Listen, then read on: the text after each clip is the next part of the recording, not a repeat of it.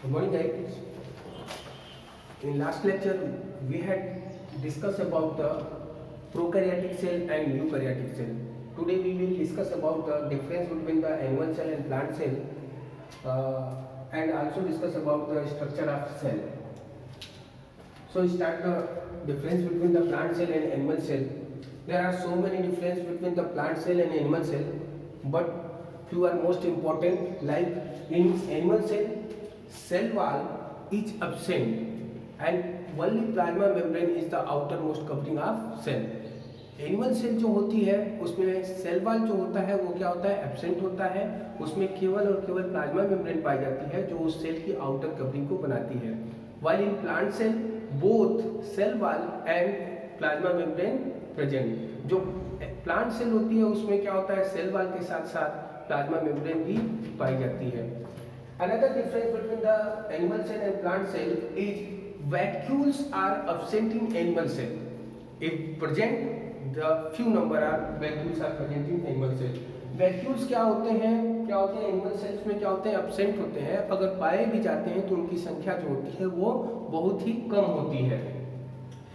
Vacuoles are numerous amount of vacuoles are present in plant cell. ये क्या होती है, प्लांट सेल में क्या होते हैं, vacuoles पाए जाते हैं और लार्ज भी होते हैं, बड़े भी होते हैं.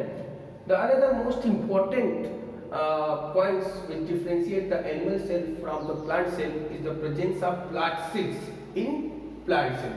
प्लांट सेल में क्या होता है, प्लास्टिड्स पाए जाते हैं. प्लास्टिड्स में ही हम लोग पढ़ेंगे क्लोरोप्लास्ट, यानी कि प्लास्टिड जो होता है वो क्या होता है, प्लांट सेल में पाया जाता है. While it is absent in animal cell, ये प्लास्टिड्स क्या होता है, एनिमल सेल्स में क्या होता है, टोटली एब्सेंट होता है. And the last important point which differentiate the animal cell from plant cell is the presence of centriole. Centriole की प्रेजेंस क्या होती है, अगर कहीं देखने को मिलती है किसी सेल में तो इंडिकेट करेगा कि वो सेल क्या होता है, एनिमल सेल होता है. Centriole are absent in plant cell. Centrioles क्या होता है इसके बारे में या जो भी पॉइंट्स लिया जा रहा है, जो टर्म लिए जा रहे हैं वो सबको एक एक करके डिस्कस करना है. Centrioles help in the cell division. ये क्या करता है, सेल डिवीजन में क्या करता है, हेल्प करता है. तो इसको हम लोग देखेंगे. सो the most important factor which differentiate the animal and plant cell are these are the cell wall, quantum रूप से वैक्यूल्स, प्लास्टिड्स एंड सेंट्रियोल. इसकी बेसिस पे आप क्या कर सकते हो, डिफरेंशिएट कर सकते हो. अगर हम बात करते हैं आगे चल के एक सेल की, चाहे वो प्लांट सेल हो या एनिमल सेल हो, हम एक ही साथ डिस्कस करते चलेंगे. जहाँ पे भी जो ऑर्गेनेल्स क्या होते हैं प्लांट सेल में पाए जाएंगे वहाँ पे उसको इंडिकेट कर दिया जाएगा. जो ऑर्गेनेल्स एनिमल सेल में पाए जाएंगे उसको वहाँ पे इंडिकेट कर दिया जाएगा. तो जब भी हम बात करते हैं स्ट्रक्चर ऑफ सेल, एक सेल के स्ट्रक्चर की जब भी हम बात करते हैं तो 3 basic structure present in all cell. जो क्या होता है वो चाहे जिस प्रकार की भी सेल हो उसमें 3 बेसिक स्ट्रक्चर पाए जाते हैं, cell membrane and cell wall, nucleus and cytoplasm. हम सबसे पहले हम क्या करते हैं, सेल मेम्ब्रेन की बात करेंगे. ये सेल मेम्ब्रेन क्या होती है इसको देखते हैं. The cell membrane term was first proposed by Nageli and Cramer in 1855. ये सेल मेम्ब्रेन का जो टर्म आया था वो नेगली और क्रेमर ने सबसे पहले 1855 को दिया था. When we talking about the chemical composition of cell membrane किससे मिलकर बना होता है, तो हम देखते हैं कि the cell membrane is made up of lipid, protein, carbohydrate and water. ये इसमें क्या होता है, सेल मेम्ब्रेन जो होता है वो लिपिड से, प्रोटीन से, कार्बोहाइड्रेट और वाटर से क्या होता है मिलकर बना होता है, जिसके परसेंटेज को इंडिकेट यहाँ पे किया गया है. जब भी आपको नोट्स भेजा जाएगा तो वो आप नोट्स में आपको दिया जाएगा. But the ratio of protein and lipid varies in the different plasma membrane. ये अलग अलग ऑर्गेनिज्म में अलग अलग क्या नाम है, जीवों में ये जो कंपोजिशन है, परसेंटेज है लिपिड की और प्रोटीन की, वो क्या करती है, डिफरेंशिएट करती है, वो डिफर करती है. अब बात करते हैं जो सबसे इंपॉर्टेंट है प्लाज्मा मेम्ब्रेन में, वो इंपॉर्टेंट चीज क्या है, fluid mosaic model.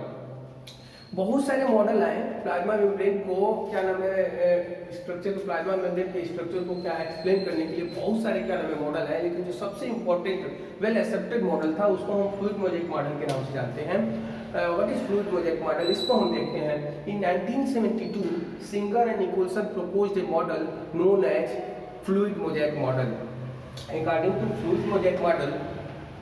to fluid mosaic model, the plasma membrane is made up of 2 layer of phospholipid and 2 type of protein. I repeat once again, the plasma membrane is made up of two layer of phospholipid and two type of protein. The plasma membrane is not a solid, it is quasi fluid in nature. ये plasma membrane जो होता है वो solid नहीं होता, it is quasi fluid in nature. What is quasi fluid in nature? The quasi fluid nature means quick repair, यानी कि plasma membrane में ये प्रॉपर्टी होती है quick repair, ability to fuse, जल्दी से वो फ्यूज भी हो सकता है, ability to expand, ability to contract, take part in the cell division.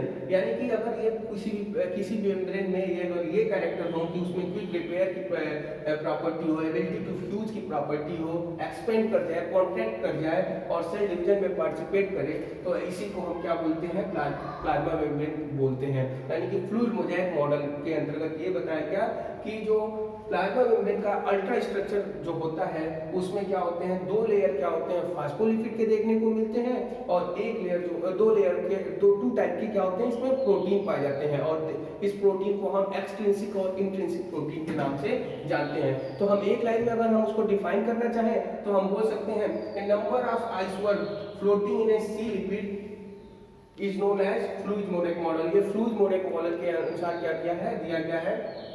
एक बार मैं और रिपीट कर दे रहा हूँ. अगर स्ट्रक्चर आप डायग्रामेटिकली देखना चाहते हैं तो देख सकते हैं. ये लिपिड की क्या नाम है, ब्लैक वाली जो लाइन है वो लिपिड की लेयर है जिसको हम फास्फोलिपिड बोलते हैं, लिपिड बाइलेयर के नाम से जानते हैं. और जो ये रेड वाली जो क्या नाम है स्ट्रक्चर आपको दिखाई गई है, पॉइंटेड किया गया है, वो टू टाइप्स के प्रोटीन है.